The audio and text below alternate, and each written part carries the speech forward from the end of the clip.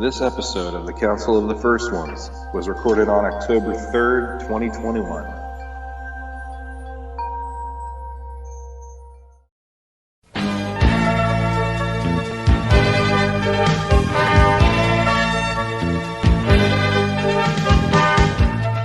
Hello, and welcome to another episode of the Council of the First Ones.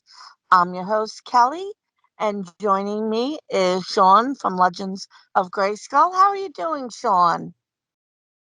I am at least 50% better than I was earlier this week because I'm recovering from a cold. But hey, I'm here and ready to talk some He-Man as always. How about you? And happy birthday, by the way. A belated happy birthday just 2 days ago. That's right. Both of you. Happy birthday. Yes, I get to share it with the release date of He-Man from because Scott, and I'll tell the story after I introduce you, because I know a few people asked about it online. But I also have Dave from Adult Collector joining us. How are you doing, Dave? I'm doing great, actually. Yeah, I'm so happy to, it's been a little while. It's great to be back from Paracon and into fall, and we get to have the rare privilege of getting to hang out and talk about He-Man. So it's a good time. Yes, our post PowerCon, mini PowerCon shows. But I know on October 1st, which was Friday, besides some mouse celebrating his 50th anniversary, it wound up being the 39th anniversary of He-Man being released to the general public. Back in 2012, when it was the 30th, at San Diego Comic-Con, and I had to go through all my notes because Yuka wasn't sure where I got the information.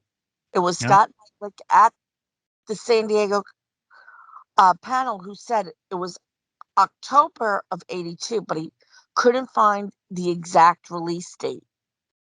So when I got home, my mother kept every receipt and wrote on the receipts what they were. I went through, found when she bought my He-Man, which was October 1st of 82, and brought it to New York Comic Con where Scott was there because Mattel was having a big party that night for their employees and selected people to join. And Scott confirmed, yep, that was the release date. Now, people said they got it a little earlier. There are trade shows, New York and Dallas Toy Fair, plus Mattel has their own.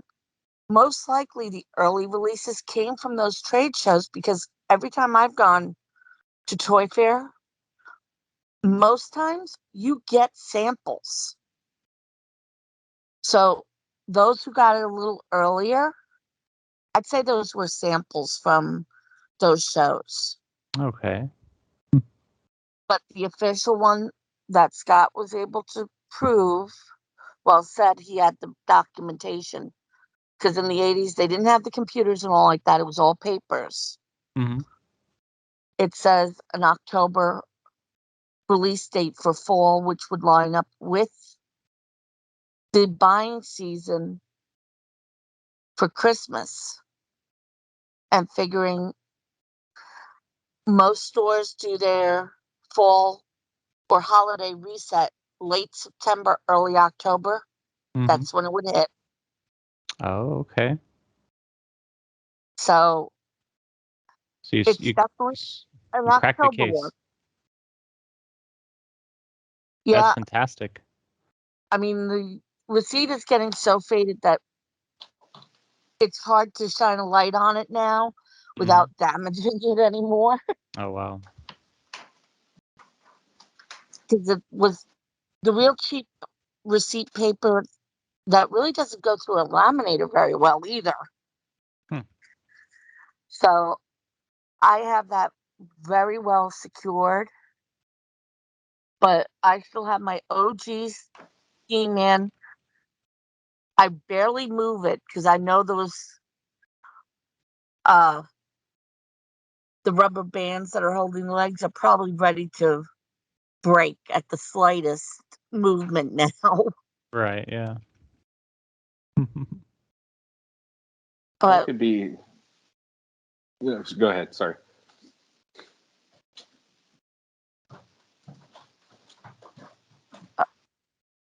but that those I two things I keep aside. I'm surprised Mattel has not asked me for it.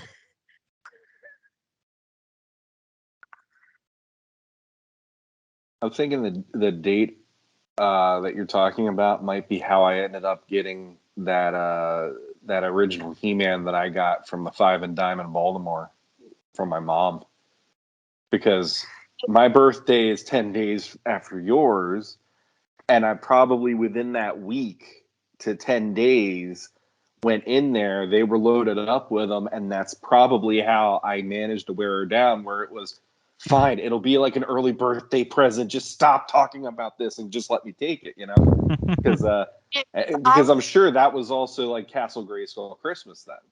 So yeah, Right. it all lines up then.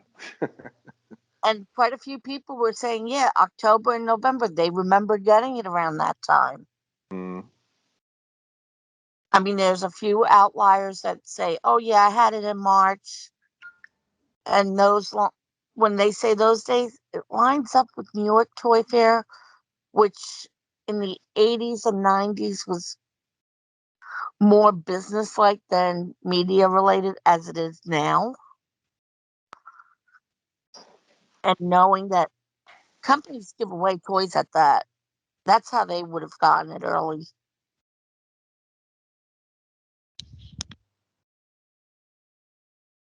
So we have one more year before he turns 40.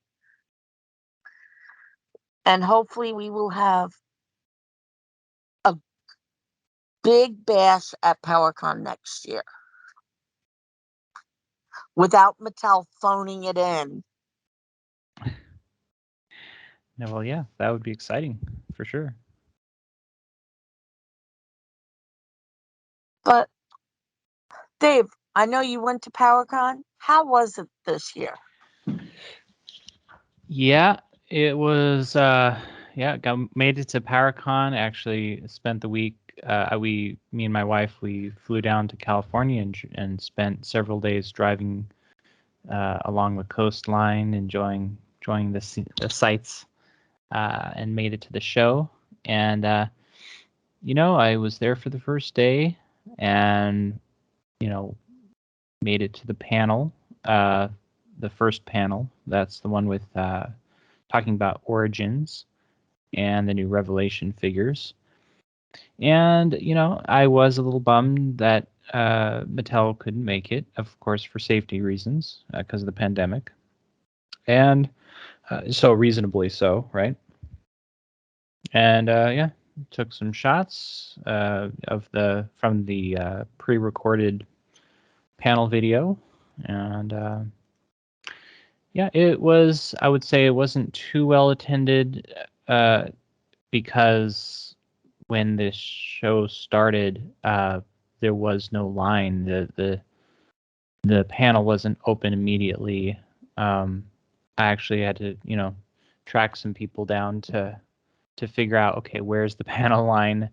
But yeah, it was a good presentation. I enjoyed seeing, the reveals that they did show us, and we can talk about that. But other than the panel, I checked out, the booth with the reveals inside. They had a nice display, that featured kind of like in previous years. There was a display with the new figures and kind of like a battle scene that they set up. And they had the display with the figures for the new Netflix kids cartoon and for the Masterverse figures. So, of course, took some shots there, and I had a wonderful time speaking with some of the guests there. Griffin Newman, who's voicing Orko in the Revelation series. That was wonderful speaking with him. I'm just, I'm an instant fan. Given his thrilling performance for the series, a really heart-wrenching portrayal of Orko, and Definitely. yeah, and then Andra, Tiffany Smith, the voice of Andra in the Revelation series, she was there. She was very, very nice to speak with. And I actually had a chance to speak with Alan Oppenheimer, the legend himself, Skeletor, Oh. and others, And it was wonderful speaking with him and just telling him how excited I was that he was in this new series. You didn't As get him to Mossman. call you a name, did you? Because I know there have Yeah. been people that go up to him and like, "Can you insult me like Skeletor? What are you like? Are you fuzzball or what?" And he'll give them a little something, and then it makes their day, and they shake hands and they're like giggling, because it's awesome. They got Yeah. insulted by Skeletor. Awesome. Yeah, it was just wonderful that he could make it, that, could say hello to him. Definitely. And then lastly, I spoke with Melindy Britt, of course, the original voice actress for She-Ra. And she was charming as always. And I, thanked her again for letting us interview her. What was that, last year? Yeah. Sometime? Yeah, one of the last ones with Renee. That's right. Yeah. And one thing I did speak briefly with her about was she said that, I asked her, so are we going to see She-Ra in Revelation? And she said that she really doesn't think that it's going to turn out that way. Which is a real shame, of course. If it's picked up for a second season, maybe then they'd bring in Adora / She-Ra, and then they would need to bring her back. I mean, I do love the one thing that Kevin Smith did was bringing Alan back to play Mossman. He was one of the voices he did do was the original Mossman. So at least he does try to honor the past. But I'm not going to open that can of worms because we'll get hate mail. Sure, yeah. But yeah, exploring the booths, toys were flying off the shelves. Lots of high-priced items. Like I saw somebody with Megator and Titus, and lots of play sets flying off. Those were the first things to go. Really, I felt like Crystal Castle, Castle Grayskull here and there. Lots of people buying things up. I wasn't looking to buy anything this year. I spoke with a couple of legends, people who helped write and storyboard the Filmation series. That was wonderful to speak with them. And I got to speak with the guy, and I'm very sorry I don't recall his name offhand, the guy who started He-Man.org. Val Staples? No, the guy, basically, it was the guy who started He-Man.org, and then I want to say, I don't know if it was like a couple years later, he went to Val and some other guy and said, hey, I can't do this anymore, and Val and Val took over. Yeah. So that was. I know James Eatock did a newsletter in the 80s, which also led to the forming of the org. In fact, I think in the archives is all the original newsletters. Okay. But yeah, so it was wonderful speaking with him, and I was a little bummed that Brian Flynn couldn't make it to the show. Brian Flynn, owner of Super 7. There was a Super 7 booth, and they were showing off their new figures and whatnot, but he wasn't there, Yeah, other than that, it felt pretty crowded, as one would expect from a busy convention. And after all that, I just, I had such a wonderful time with my wife. um, throughout the week traveling around California that I just wanted to spend more time with her. Really, there were no PowerCon exclusives to pick up. A lot of people couldn't make it to the show, so yeah, I just grabbed some tickets to Disneyland, and we spent the rest of the weekend there. Yeah, having fun at the happiest place on earth. Avengers Campus? What? Did you get into Avengers Campus over at Disneyland? Adventures Campus. Well, we went to both parks. There was the California Adventure Park Yeah, and then Disneyland. See, Yeah. side is Yeah, Avengers Campus, and Star Wars is in the main. that's right, the main park. Yep. I won't go much into it because, this isn't a Disneyland podcast, but I will say that it was just a wonderful time, and I was especially impressed with the Star Wars part of the show, of the park. We went on all the rides for the Star Wars rides, and we especially enjoyed the newest ride, which is called what is that called? Rise of the Resistance. And basically, you have to wait in a queue to get in, and they take you into this ship that looks just like a Star Wars ship, right? And they do this whole presentation where you're basically in the ship, and the ship gets captured. It gets pulled into like a Star Destroyer. And I thought that was like going to be the whole show. I thought, well, this is kind of, boring, but whatever. I mean, it's pretty cool. They had like an animatronic alien and stuff. It was, it was pretty cool. But then the doors open, and there are these people there dressed up like they're part of the Empire, right? They're these officers and stormtroopers, and they are treating you like you're part of the story. You are now prisoners of the Empire, and they're going to lead you into the Star Destroyer and interrogate you.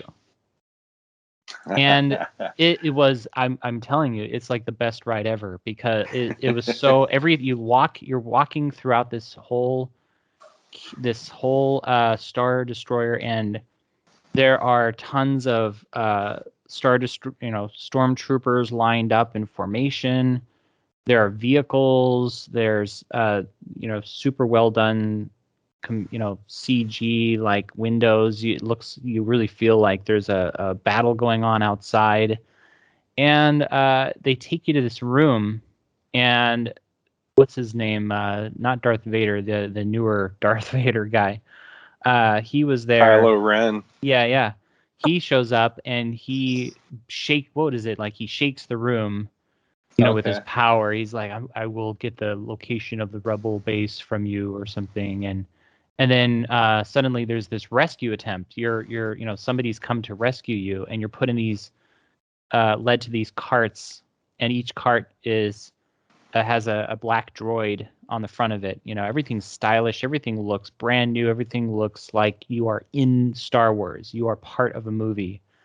And these carts, they fly all over the place with you, and at one point, Kylo Ren, he finds you, he's there in front of you, and then he uses his force, and all the carts like get pulled forward. You really feel like he's pulling you forward to him, and he's gonna get you. But then you can see, again, there's all these incredible CG effects, these windows that show you the outside of the ship, and you can see like this blast that hits the ship, and then this giant ship's wing comes down and covers him. He's like, no, and then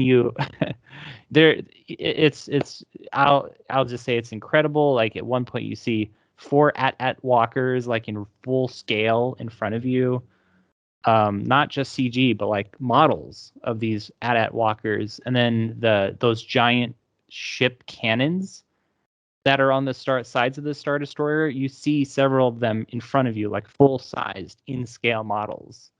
Like, it was just an incredible experience. Yeah.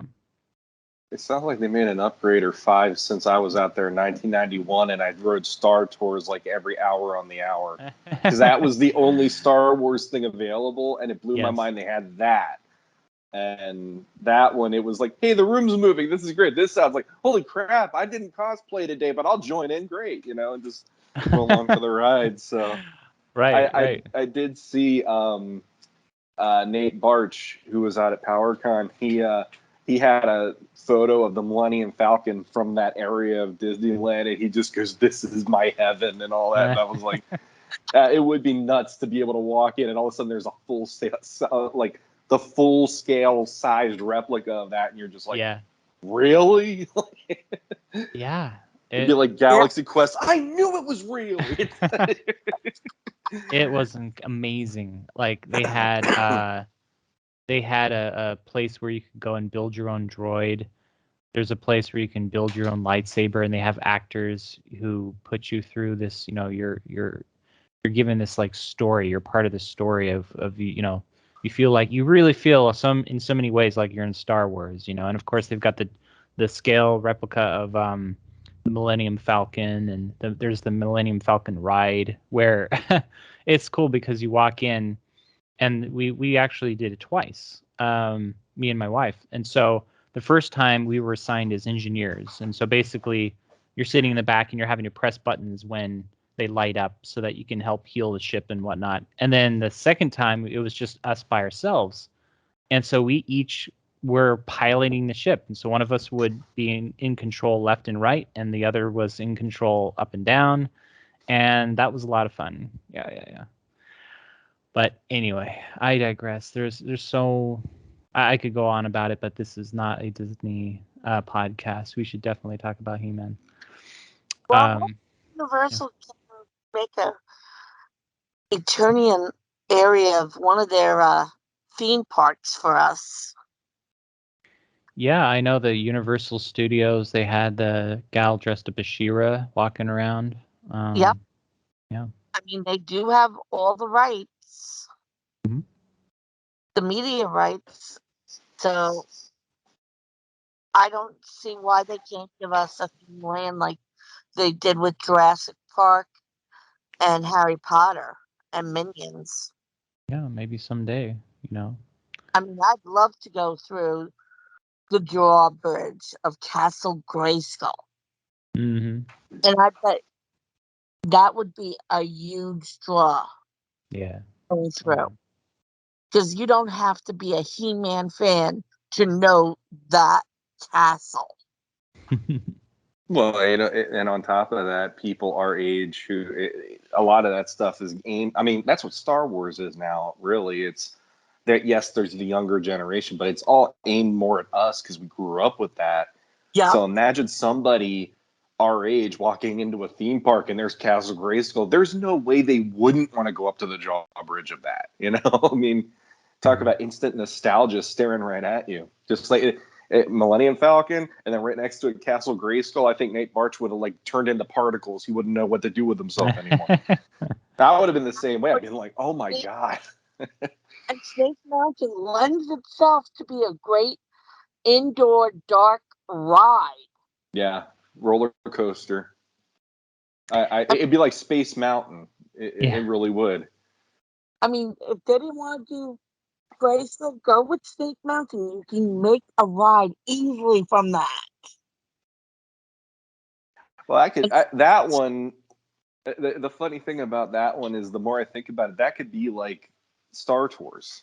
Like you accidentally end up in there or whatever. Orko's there with you. He's like, "Come on, I know how to get out," and he's trying to help you get out. But then you end up going on all these things and these mishaps because it's Orko. So then it gets you. It's like you get into even worse trouble. I gotta get you out of here. I could just see it, and hear even the music and stuff, and I'd be like, I'd read that all day. It'd be just fun. Yeah, So.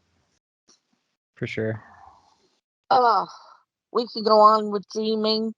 I mean, Patrick has supplied us with the power sword. I'm sure at PowerCon, a lot of people were trying to pick that up just to pose with it, because I did see pictures that they had the full scale sword and havoc staff there on display, besides the new kitchenware. That's where right, Eric. we can get Castle Grayskull as a cookie jar or just a stein. The power sword and shield as a can opener. Was that a And can they do opener have or bottle opener? a bottle opener. Mm-hmm. And then they have the tea set with the Castle Grayskull arms on it.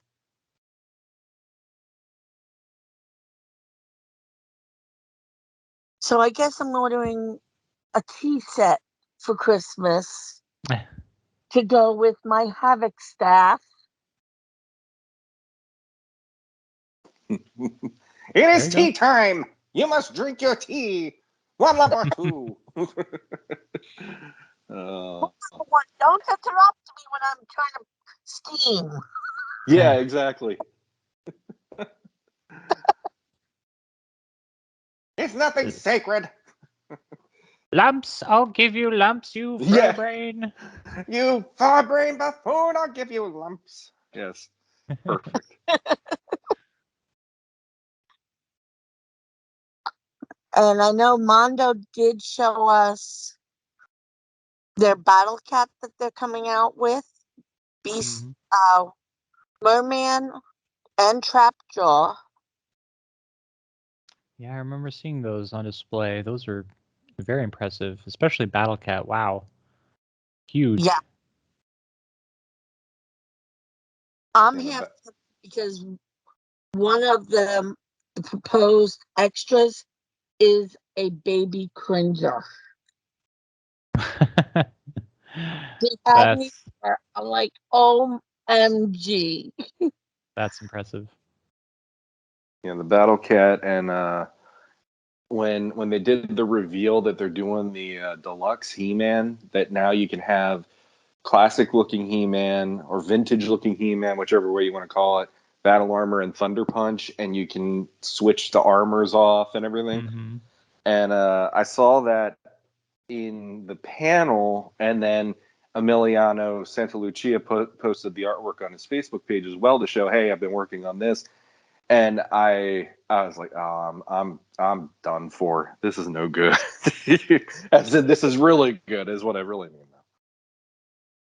Yeah, when we have to take out a second mortgage just to buy the Mondo figures, I think I need a bigger house soon.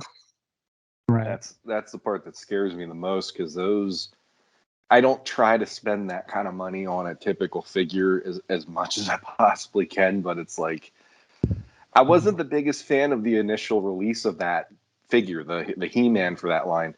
If he looks more traditional, oh boy, and the face sculpt maybe a little more like He-Man. I don't like the face sculpt on He-Man and Faker, the one that they released so far.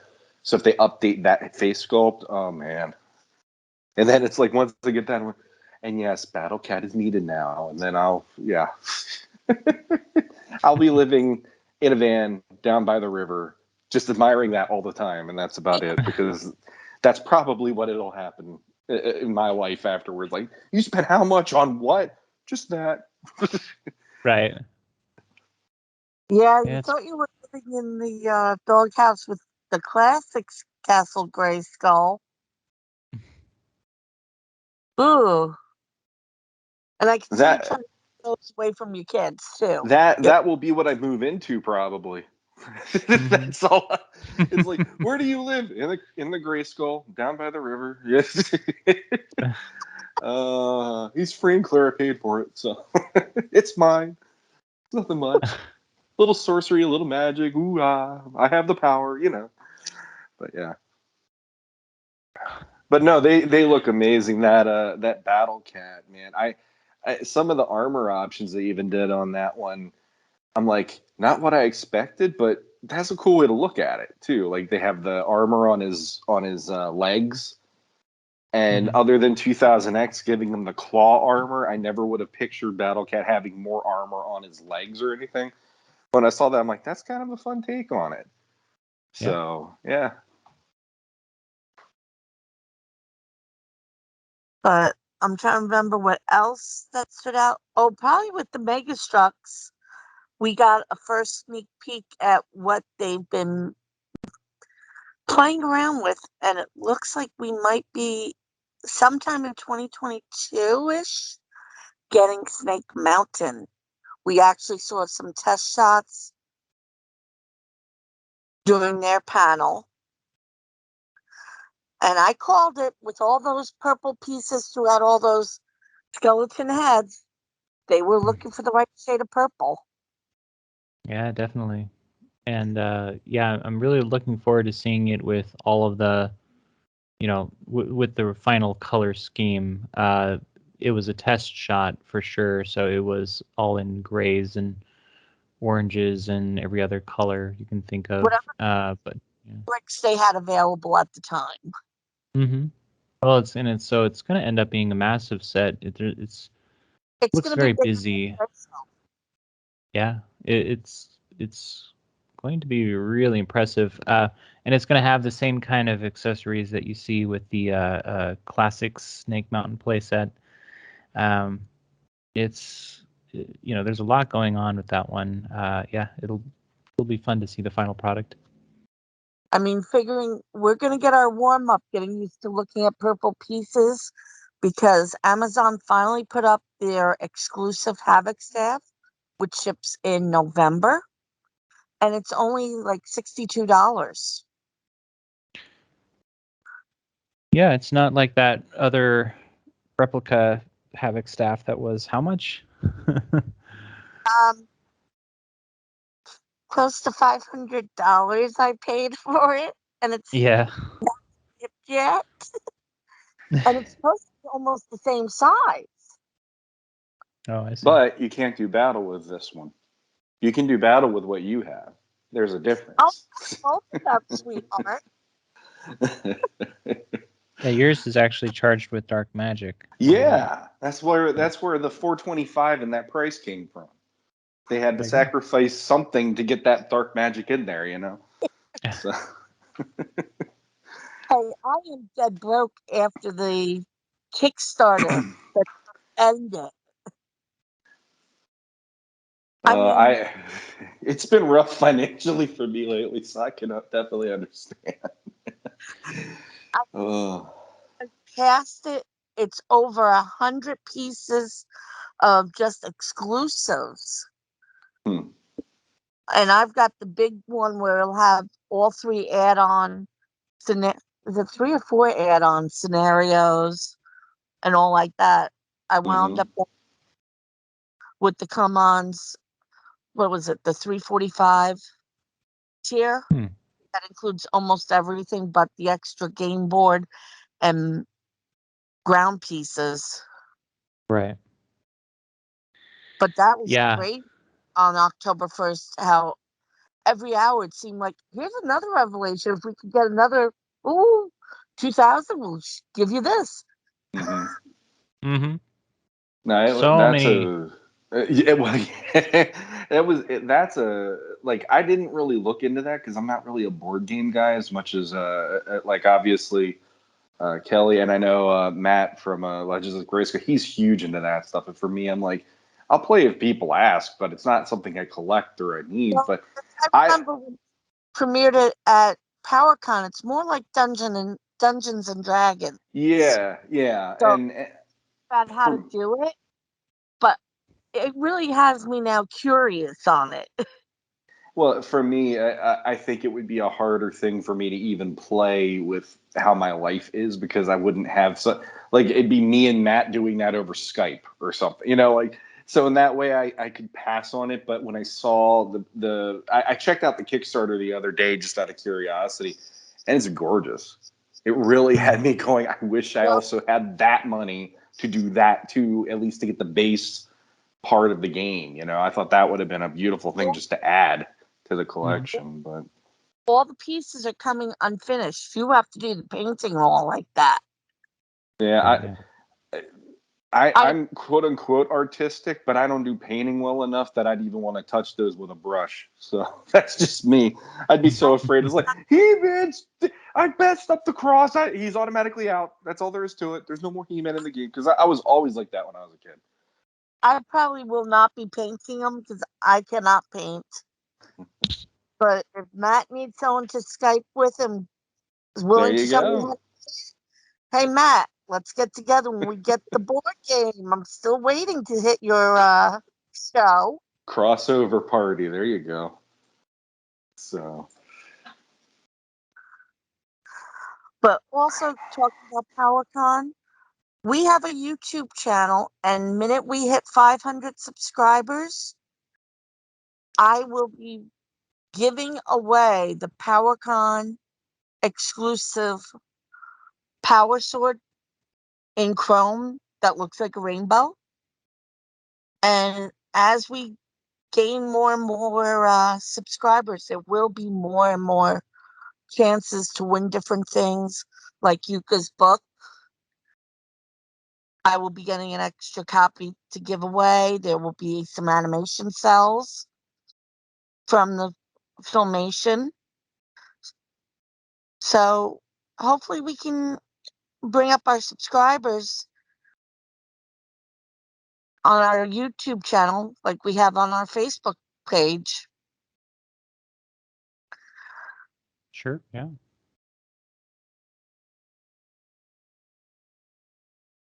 So we have a lot of fun things coming to play with.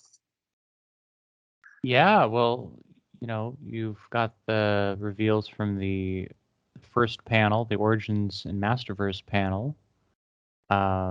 We've got, as far as Origins figures, we've got Buzz-Off, Jitsu, Sorceress.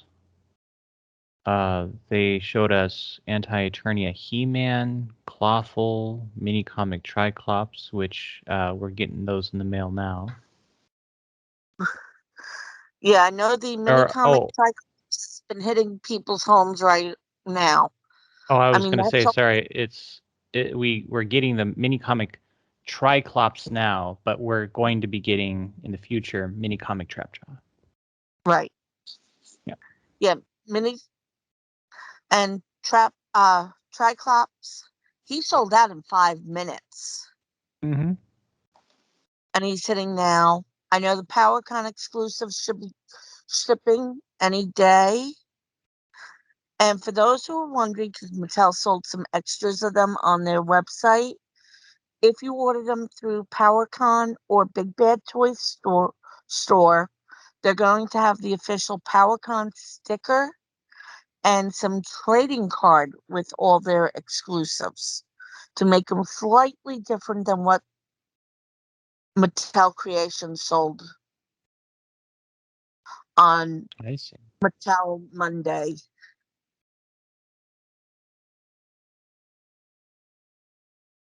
Yeah, that's a pretty good solution to, help people to not feel like,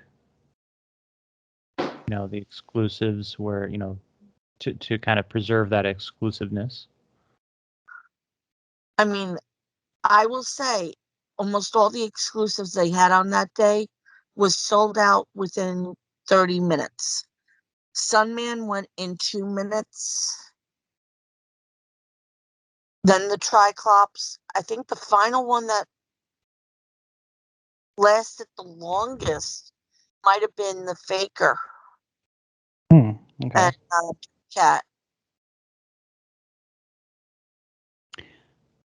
Well, and theoretically, there could possibly be another sale, given that we're going to be we still haven't been given the final shipping cost for the PowerCon exclusives that were sold through PowerCon, and so that information's still to come. And PowerCon is going to give people the option. My understanding is they're going to be given the option to either cancel the order or to ship it. And they said the people who were supposed to attend and pick up their products will be the first to receive it, then the non-attendees that bought it. Right.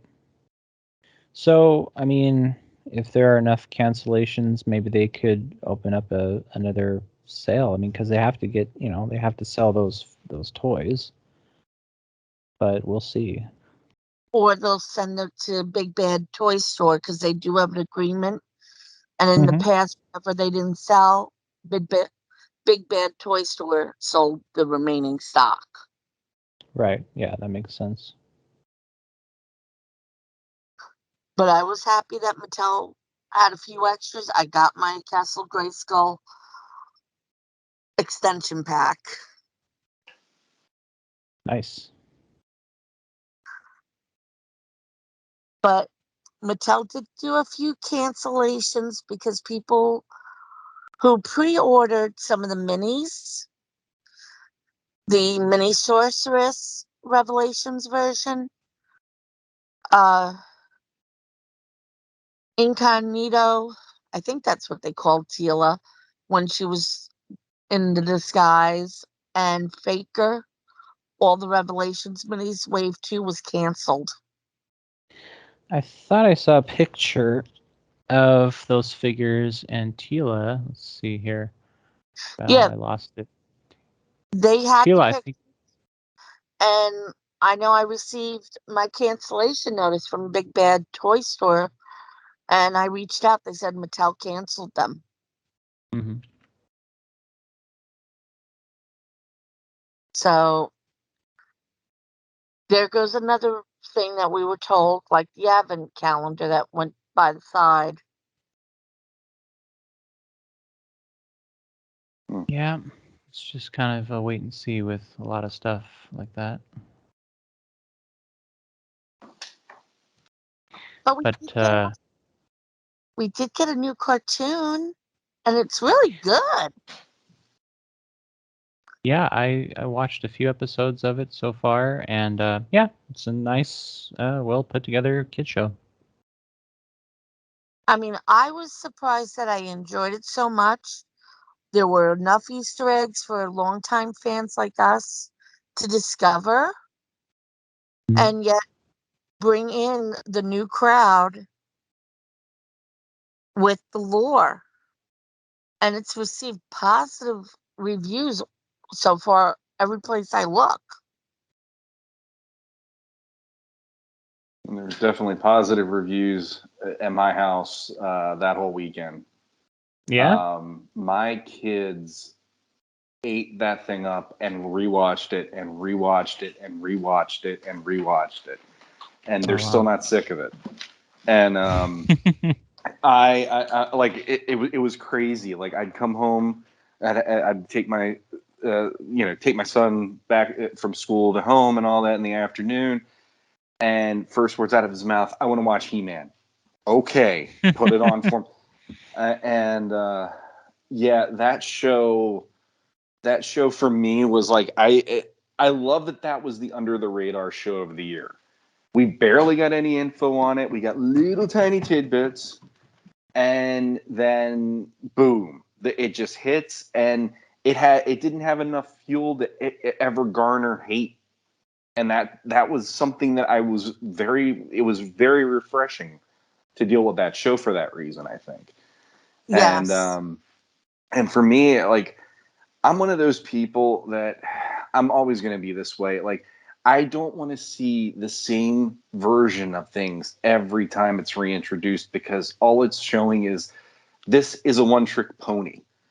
And that's not cool. Like, there are certain tenets you kind of need to keep in place. Like, Clark Kent needs to be Superman, but Bruce Wayne should be Batman, whatever. Peter Parker, Spider-Man. You can go and like certain things, but even Marvel's showing in the Spider-Man movies, MJ doesn't have to be Mary Jane now. And he can have different friends around him and some of that stuff, and it can still make it fun. And this, to me, was almost in a similar vibe where here's everything that you knew as a kid, but we're going to do it in a way where even you as an older fan aren't going to know what we're going to do with this yet. And I just sat there and, like, the first episode, my daughter's like, "Who is that breaking in and stealing the sword. I go, I don't know. And you know what? I love it. I absolutely love that I don't know who she is. And by the time we got to that final episode, all of us were like, we need more right now. Like, I would have sat through the next 10 episodes and not given any trouble about it. I would have, the story is really, really well done. And they filled in some of the gaps that we heard in the other series, like the Tiger Tribe. We finally got to see the other green tigers. Yes. Yes. And When they were chasing after the cub, I'm like, they're going all the way back to when Cringer was a little one, just to turn around and tell you, no, that's one of his nephews. yeah. He has the But, same look as the Filmation baby Cringer. I'm like, damn. and I like, ooh, dragonfly. No, pay attention, stay focused, and all that. But I mean, the one thing this show did that it got me the same way that Orko did in Revelation was, you don't know all the history, but you know enough to know Cringer's called Cringer for a different reason, and that is a messed up thing, and I love it. Yeah. Because David said he didn't watch the whole thing. I don't want to get into it too much. I don't want to get him into spoiler territory. But what I gave it a little thing from the first like 5 minutes. yeah, exactly. And what I love is the main things that they changed were things that I thought were great, and I never would have actually thought of it that way. Because when you see, okay, Skeletor now has his group of evil warriors, but now the good guys have their group of heroic warriors. And I loved how there is a counterpart on each side to one of the heroes and why they would change and fight that villain. And when I Yep. thought about Beastman, when I was a kid, Beastman always correlated to Man at Arms because I looked at him as it's Skeletor, Beastman, then Merman. It's just a hierarchy of the villains because of how they were released. And within that trio, I always looked at Beastman being more his go-to guy. Same with, He-Man. I always looked at it as He-Man, then Man at Arms, and then Teela or whatever. And now it's like, oh, so now it's Beastman versus Battle Cat. You got my money. That's awesome because it's not just Panther constantly, because Panther isn't even a thing half the time. And They honored Panther in the series. they did honor him, and I loved how they did that too. And I liked that the line that they used there was, "I never thought I'd have so much fun chasing my shadow," or something. He says something along, and I'm like, that was so cool that they did that as like a drop, because it is. He's like the shadow version of Battle Cat, if you think about it, and the dark version of Battle Cat. And the other thing that I really enjoyed is, and I know there are people out there that I'm sure they have their issues with this, but I loved it for a couple of reasons. Was this time around, it's sharing of power. Yes. And that moment, my kids lost their minds because, like, their kids grew up. I mean, they knew of Filmation in 2000X, and it's always Adam has to run off somewhere to become He-Man, and then he comes in and saves the day. And in the moment that happened within the story, it's that moment where it's like all bets are off. The good guys need help here, and then all of a sudden, Adam does that. I think power is meant to be shared. And we go back into the energy room, and they run in and they get their moment. And I'm just sitting there going, they did it. Like, they managed to do this. And Nice. I was thinking about it, and I'm like, every kid in the 80s who wanted to play Masters of the Universe, or He-Man as we might have called it, obviously, there was always one kid that got to play He-Man or Prince Adam and He-Man, and everybody else just got to be the same person from beginning to end in what their skill sets were. And now, watching this, any kid could say, I want to be Man at Arms because he's the tech guy and I like tech. I want to be Teela because she's the sorceress. I want to be Ram Man because how cool is it to break stuff, Or even in the case of Cringer, I get to be Battle Cat and become this giant, ferocious mountain of a warrior. And I'm sitting there watching that going, they managed to do it where any kid would want to join in and play, and it wouldn't feel weird for that kid to be, I'm Duncan and I have the power. Now I'm man at arms. I'm like, badass. That was just, Yeah. I absolutely love that part of the show. And I don't care what anybody says, Power Rangers or Voltron or what. To me, it was like, this is the next evolution step of that of Filmation. Filmation did it before Voltron came along, before Power Rangers. But if you look at the timeline, He-Man would have had to go in that direction eventually anyway, because that was part of the deal. They always did the transformations.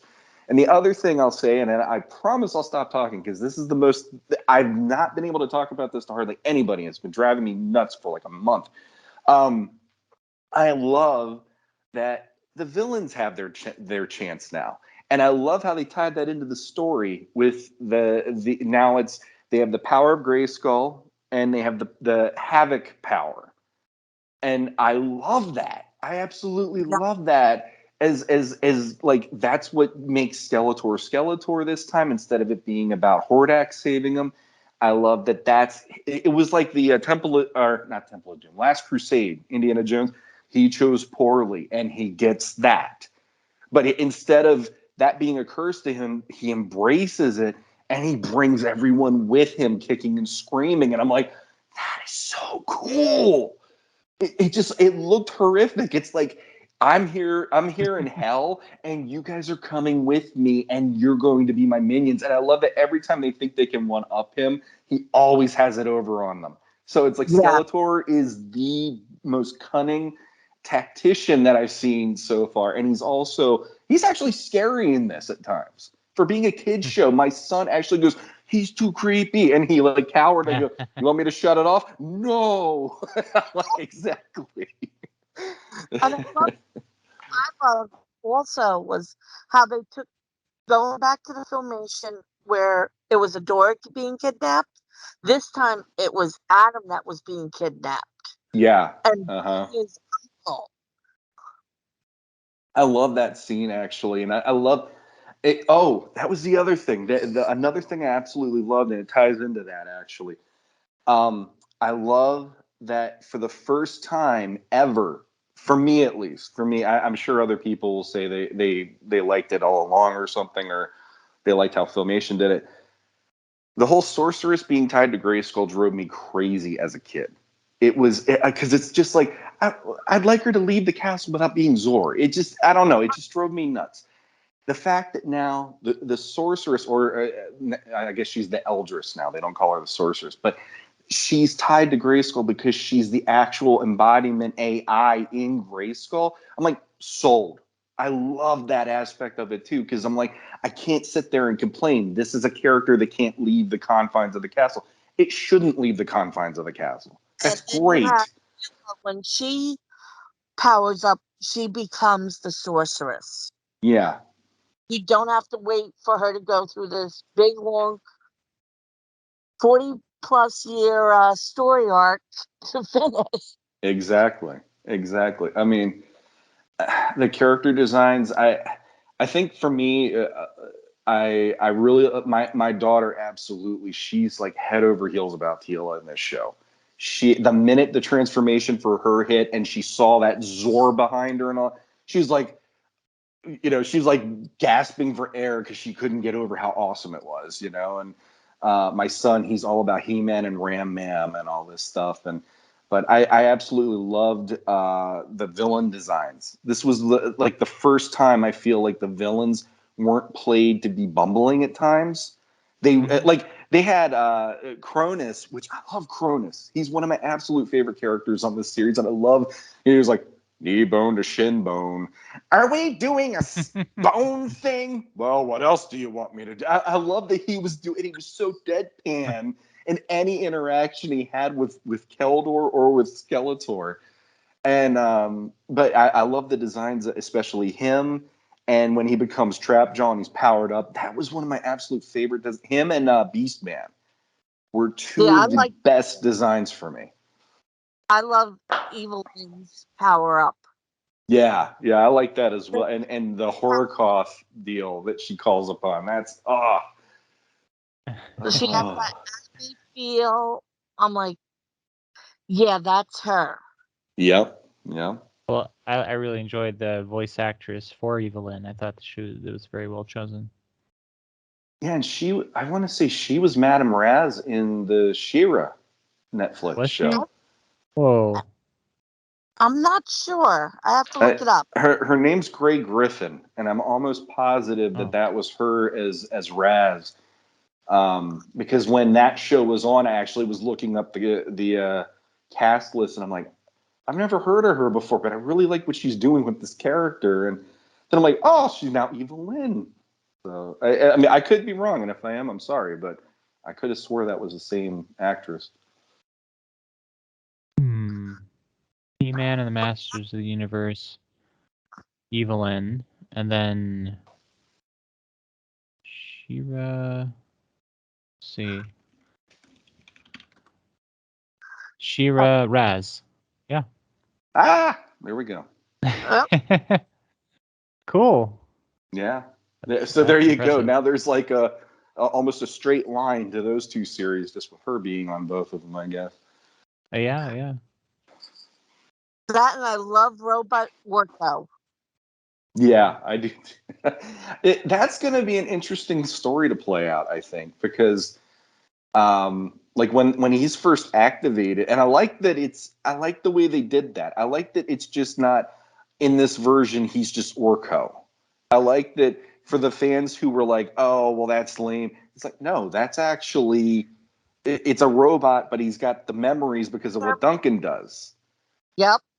And I really enjoyed that. But what's interesting is this version of Orko probably won't be the version of Orko that we knew as kids, even because when he's loaded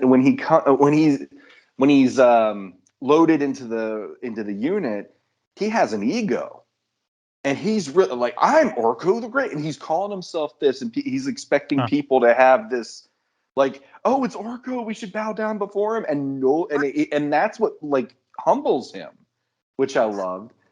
And also, it's going to be the time into the past, I'd say, because he does mention King Grayskull and the mask back then.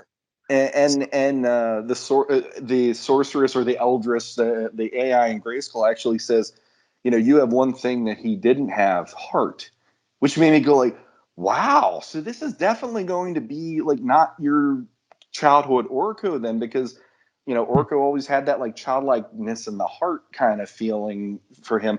So I'm like, I hope they do go and show some of the past in this version, because it would be cool to see what is their take on who King Grayskull was, and also now who's Orko in this, and then whatever else they do with the continuity of it. And why the ruling family have to guard Grayskull? Because that was also brought up that for 1,000 years the rulers always had to guard that castle. Yeah, and that was like the big law of we don't use the power, and I like that as well, where Adam is the first in that time to ever access the power, and they're afraid of it at first, and then once he shares it, then there's the, oh, so it's not just one of you who has all the power. Now there's many of you, and you can defend, and I like that aspect of it. And they broke that down so nicely in that first season. I can't say enough good. We have 16 more episodes to go of it. Bring them. My kids and I all are like, let's do this, because it's like I can't think of. I tried thinking of like what didn't I like, and I feel like the little things I didn't like were so nitpicky that it was like, why would I even bring that up? That was the way I felt too. I will say one of the moments that I was like, they let that happen was when they're in Grayskull and Adam raises the sword and says, by the power of, well, you castle, and then the transformation still happened. I was like, no, I call foul on that one. He should have had to say the whole incantation there. It shouldn't just be because I'm in the castle, I think that was a throwback to Green Lantern when Ryan Ryan Reynolds was trying to activate his ring, and one of the phrases he said was, "By the power of Grayskull." Yeah, yeah. And that was like the best part of that movie. But Yeah, it was. I'm still like I still love that. At the end of the day, this was the series to finally give us the moment of how Adam knows what he's supposed to say to do the transformation, and I love that it's because he has that wristband and all that, and that like was the key to unlock the sword to let him see the incantation and all that. And I'm like, that was all I needed for like almost 40 years now. It would have been awesome just to see it somewhere, and On like the lines. yes, I yes. mean, even with 2000X, they sort of gave us his origin, but didn't tell us how he knew what to say. That was like I didn't mind that we got to see all that because it was really cool to go, oh, here's when he gets the sword, oh, it's gonna happen. But even then it was just he just grabs it and he whips it into the air and says it. I'm like, why, how would you know? So And the puzzled look on his face when he was reading the glowing ribbon of yeah, words. yeah. And another thing too is the preview for it had it where he does the transformation and then like literally a second later with how they edited it, he like turns around and bops his head into one of those robots attacking them. It dies and he just kicks it behind him. And I was like, I hope the comedy in this is not like that. And it wasn't. That was like the lamest thing in that preview. And I'm like, no, they like when he's doing that, it's a whole different way of doing it. And it wasn't played. It made me laugh, even though I knew that would happen because it was better done on the show. So the comedy is definitely better than I expected as well. But they definitely did not try to turn this into like a laugh fest or whatever. It felt serious when it needs to be serious, and it was scary when it needs to be scary. And a huge upgrade to me, the Snake Mountain on that show is amazing. I think Yeah. that is one of my absolute favorite upgrades of the entire series because when I saw that, I'm like, there's no freaking way I'd step foot in that place. That place literally looked like the most encompassing haunted house I've ever seen, and I would have never wanted to be in the vicinity of that place. And it just, I was just like giddy over the look of that place because that's like that should look like the way this fear, the scariness, the atmosphere. That's what Skeletor should live in. That's perfect. But we're not giving too much away to you, Dave. I'm actually surprised I haven't said more than I should here. There's a lot, though. There is a lot of good stuff in this thing. 5 episodes. But there are a lot of little Easter eggs, like the painting on the wall where we see the royal family, and there's that empty spot where a door should be. Mm-hmm. Little Easter eggs that they put in there where, yeah, you're still honoring everyone else. Mm-hmm. And for the first time in any of them, we actually see it's Uncle Caldor. Mm-hmm. Yeah, I love how they characterized him. Him as Uncle Caldor or his brother. I know they fought against each other, but I can't remember if in the first episodes if they even mentioned they were related. It would have been in the first episode in the beginning, and I think they went right into the battle where Randor was fighting Keldor, and the acid bottle flew. Yeah, they didn't get into it in 2000X the So, same way, if I remember right. Yeah. so I like that they acknowledge that Keldor is a member of the royal family. The only nitpicky was with me, they didn't have him as a Gar. But that's okay. They did a great job otherwise. Yeah, I- actually, go ahead, David. Sorry. I was just gonna say I really enjoyed the portrayal of Keldor Skeletor, in this children's series. Like you said, he came off as like, really powerful, scary, evil. Yeah, it was kind of it was a nice, it was a nice touch. His his character, the contrast to how, almost like bubbly that some of the other characters, how they're portrayed, and of course their character designs. So yeah, I really like that. Well, the thing that I liked quite a lot about just because they really did a good job of showing here's where Keldor ends and here's where Skeletor begins, and I liked that Keldor was calculating, and I liked that he was the one where he might be quiet, but you can tell he's got at least a chess game 8 to 10 steps ahead of whatever he's thinking or in the moment of, and like honestly if I would have cast like dream casting for Keldor, it would have been Vincent Price in this version. Yeah. He would have even the vocals. He had a very there's like this smoothness he had when he was talking and stuff.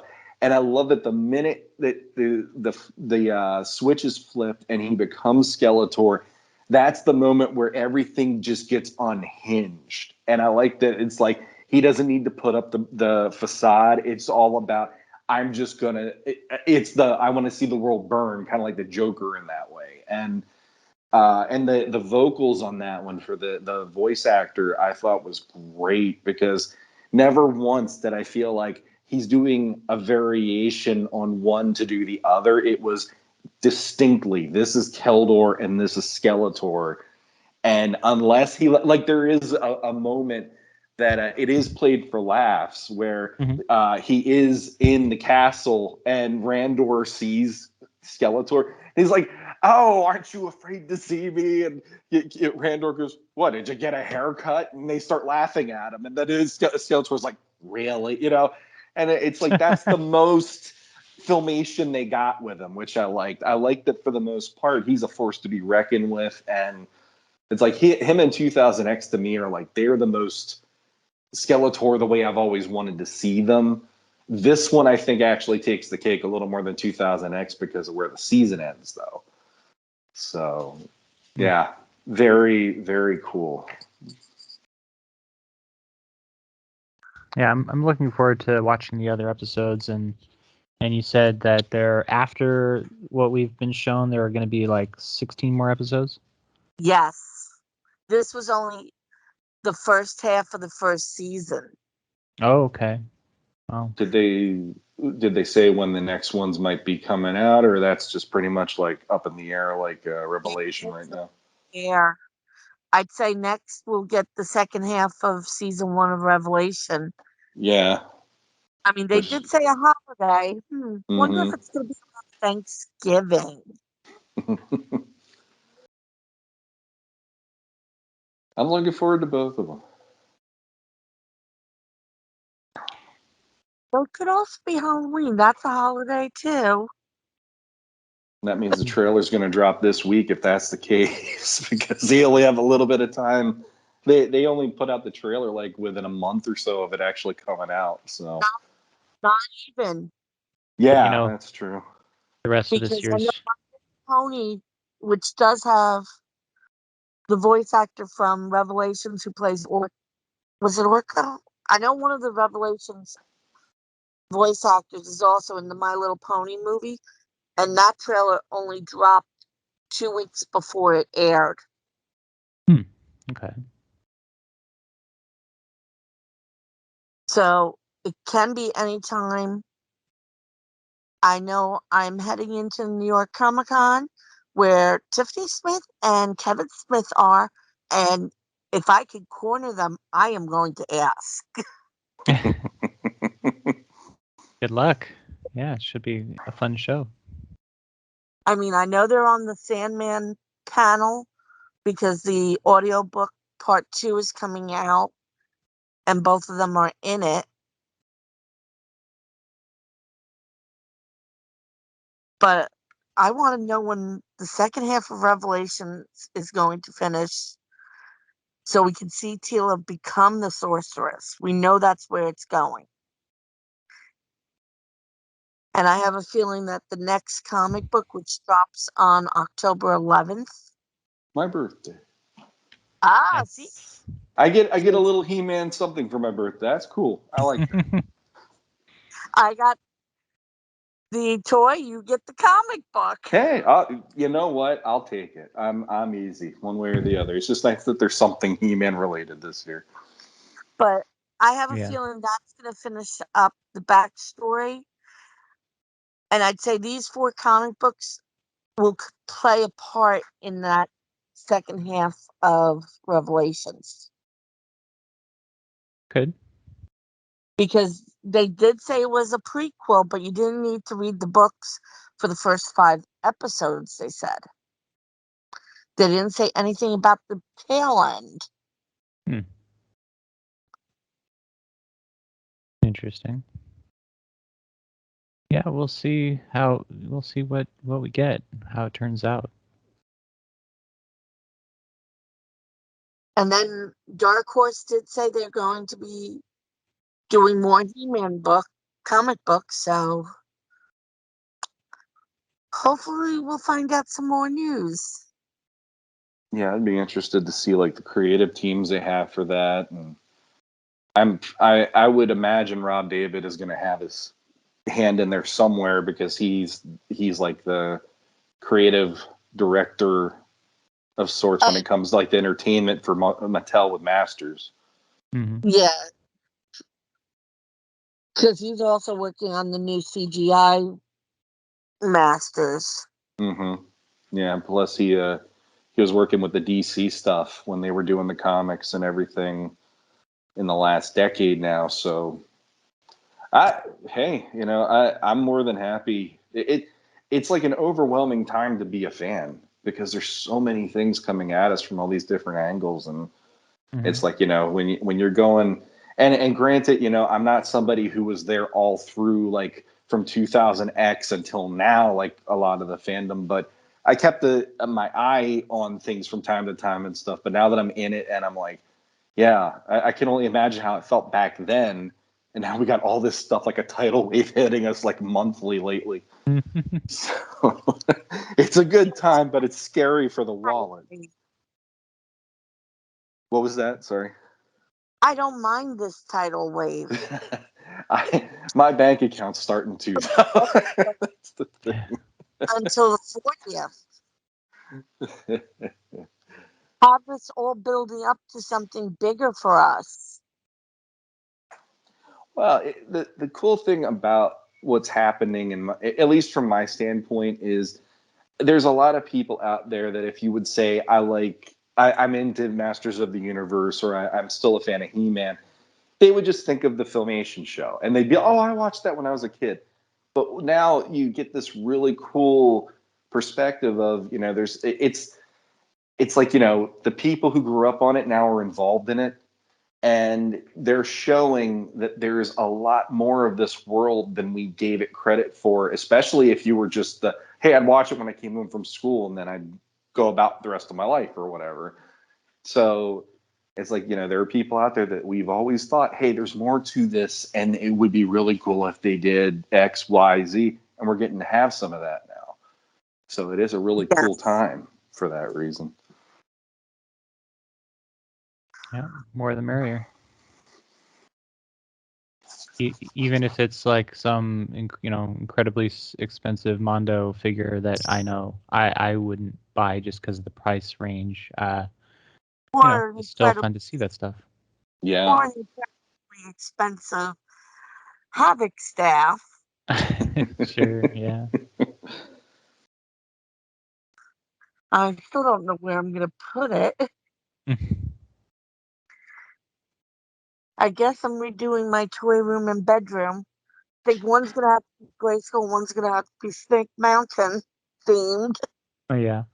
You're going to have a mock-up of the Skeletor's throne so that the Havoc staff has a home when you're not next to it. You know that, right? I never thought of building something like that, and this is perfect time with all the bones and the swords. Exactly. So, I mean, why not? Everything else is But happening. I mean, they got a power sword out there. Why not? Just let's see, I just recline in my living room.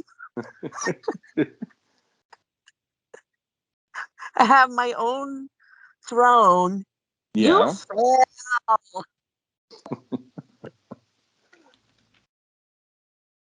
Oh Oh, that lordy. you're giving me ideas, which is dangerous. That's why people don't like me on podcasts. That's why I'm amazed you guys still want to keep me around. I have too many ideas that end up costing money, or it's too much creativity and time invested. But yeah. Ah, well, I think we have went through all the new things that have come out, and we'll hold off reviewing the last issue of the comic book until the new one comes out, and we'll do 3 and 4 together. Sounds good. Yeah. All right, I'll give it a minute, and then we'll do our closing. Sounds good.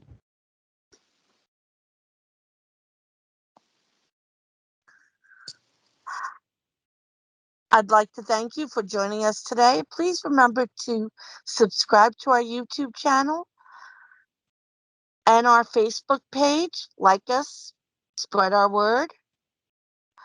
Remember to check out adultcollector.org for all your He-Man related information. And until next time, good journey.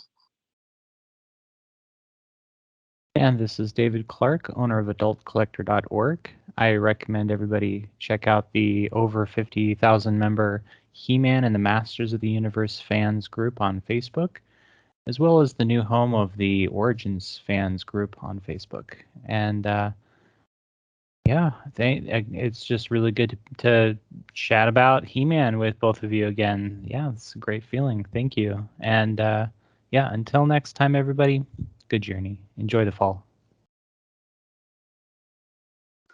And this is Sean Scavarna. Thanks again for having me on, guys. Always a pleasure to talk shop with you about Masters of the Universe. If you want to hear more out of my mouth, which I'm sure there are people that are like, oh, dear God, feel free to join me and Matthew Dooch. We have Legends of Grayskull podcast, where we talk about the history, the mystery, the magic, and mythology of Masters, She-Ra, and everything related to the brand. And check out the new CGI show. I'm telling you, I love that thing. Please give it a try. I think you'll enjoy it. And until next time, good journey.